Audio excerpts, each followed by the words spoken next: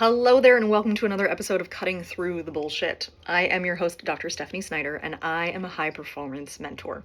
Through my unique blend of strategy, mindset, and intuition, I help men and women to cut through the BS in order to create the life and business they desire. So, it is Tuesday morning. Per usual, this is when I record all of my episodes, but it happens to be my 19th wedding anniversary today. So, when you catch this recording, it will have been in the past. But I really wanted to just hop on here and share a little bit of wisdom.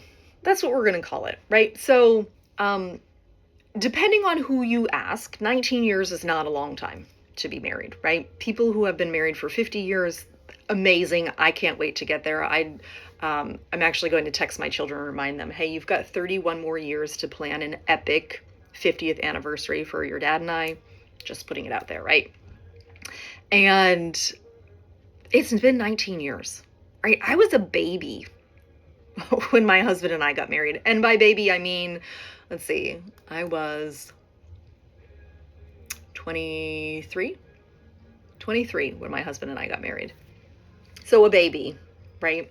And being married in the military for 19 years is also an epic accomplishment. There were so many families that we were friends with in Sicily that are no longer married. What's interesting, I don't even want to say it's funny, but what's interesting is when you go overseas, it's typically a shore duty. So you actually have to live with your spouse for that period of time. And we were in Sicily for 3 years. And there was a saying where when you go overseas, you go home with one of the 3 Ds: a dependent, so a child, a dog, or a divorce. And it is true across the board. You leave overseas with a dependent, a dog, or a divorce. Absolutely. And unfortunately, we saw a lot of our friends divorce.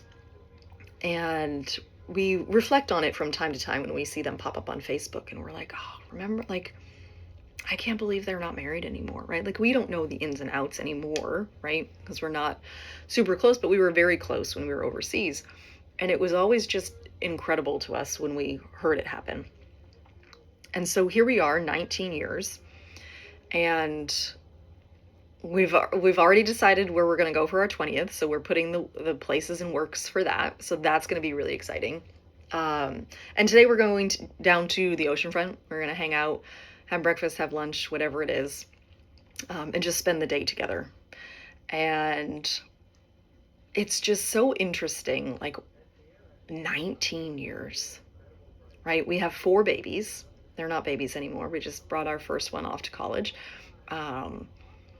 But a lot has changed in 19 years, but also it's stayed the same, right? Like,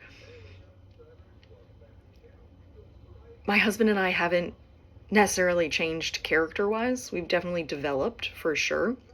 And I guess the wisdom that I have for this is, like, if someone were to ask me, and I give unsolicited advice to bridal parties, just so you know, right? Like, I was in Nashville for my sister's wedding, and I saw, the bachelorette party, and I was like, hey, if I could tell you anything, like, I'm getting ready to celebrate 19 years this fall, here's my advice. And the thing that legitimately saved my marriage, and has continued to save it, is there's this comedian who does this little skit about the man's brain and the woman's brain. And just that visual of knowing that, like, my husband has a brain of little boxes where it's like he takes out one box, he's in his football box. He takes out another box, he's in that box.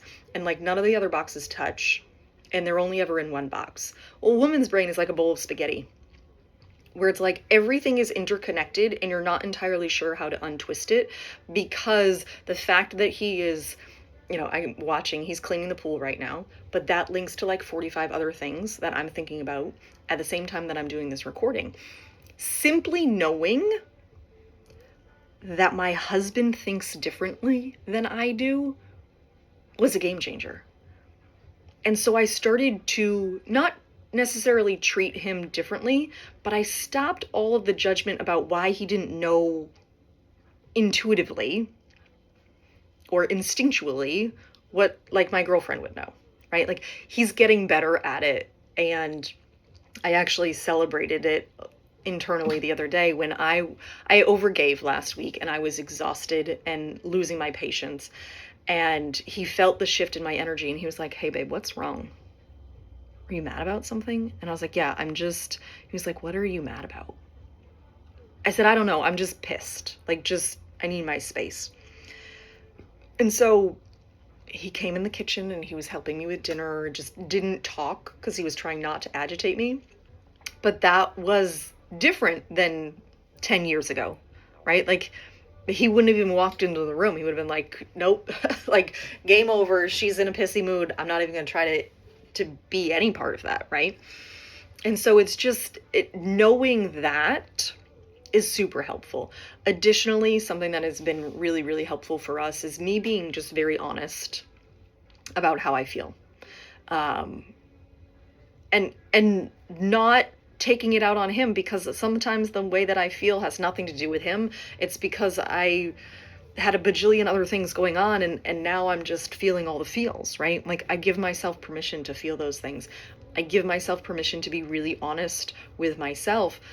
And I can have those conversations with him where I'm like, "Hey, you know what? We do need to talk about something." Another thing that's been super helpful is like, I don't bombard him often, right? Like if there's something that I really want to talk about, I say, "Hey, can we talk about this later?" Because chances are he's probably not in the same frame of mind that I am, which, oh, by the way, he isn't. And so the fact that I want to talk about something right now doesn't mean that he is ready to talk about something right now. And so we do schedule time aside where we're like, "Hey, can we sit down and have a conversation about this? Can we talk about, where are we going to send the kids to school? Are we going to do this with them? Are we going to do, what's that vacation going to look like?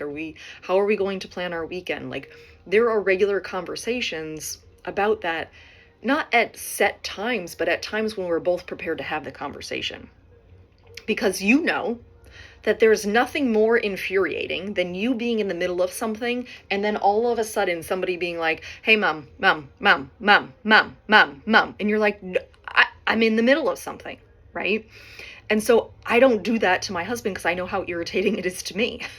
And so I'm like, "Hey, in 5 minutes, can we talk about what we're doing for meals this week? Hey, in an hour when you're done with that, or are you at a point where you can stop and we can do this next thing? Can we talk about this real quick?" Right? Just giving the space there, right? But again, just being real honest.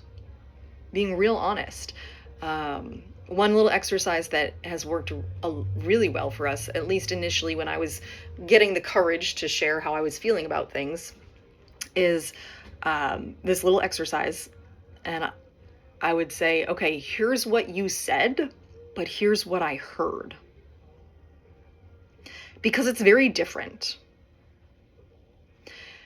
There's a tone, there's the word choice, there's the inflection, there's the body language, right? So there's a lot going on where guys generally just say, "Hey, that's, I just said what I said." And she's like, "Well, no. It was the context in which you said it. It was the body language in which you were saying it. It was the tone in which you were saying it. And so you may have said, 'You'll take the trash out later,' but I heard, 'Screw you, you're not important,'" right? Like, and they're like, What? How did you get that out of that?"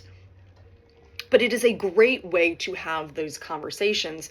And I remember talking with somebody about this one time, and they were like, "Well, the key to a good marriage is communication." And I said, "It's not. It is not. Communication is the start, but comprehension is the key. You can communicate all day long until you're blue in the face. But if your partner doesn't understand, doesn't comprehend what it is that you're saying and where you're coming from, it doesn't matter what you say, because there's no comprehension. It's not landing.